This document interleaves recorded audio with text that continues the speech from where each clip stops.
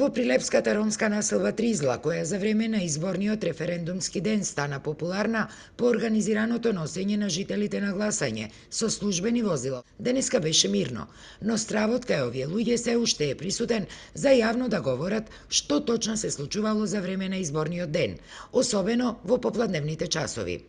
Тие чувствуваат потреба својата мака да ја споделат со јавноста, но загрижени за личната и за иднината на своите семејства, иако видно уплашени, сепак се согласија тоа да го кажат пред камерата на Алфа, но само под услов нивниот идентитет да биде заштитен.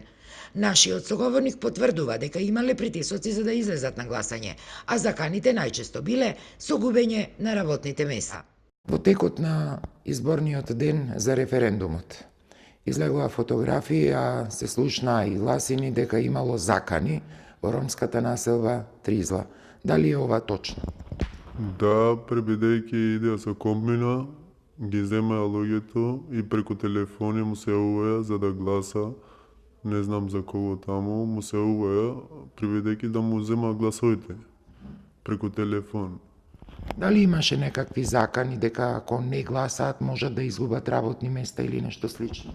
Па да, се закануваја дека ќе изгубат сите работни места, дека нема демек во Европа да влеземе, не знам таму шо, нема работа да имате, ќе останете надвор, не знам како.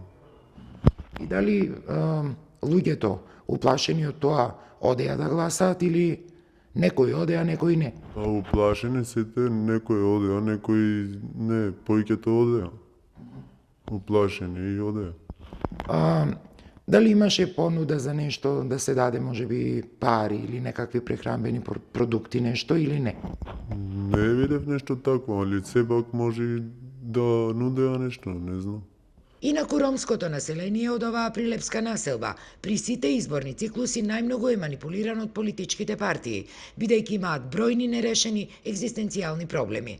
Велат дека така било и овој пат, но незадоволни од она што досега било направено за нив од оваа власт, а им било ветено и заради што и на последните локални избори гласале за промени, тие за референдумот останале попасивни од вообичаено, бидејќи ја загубиле довербата, посочуваат тие.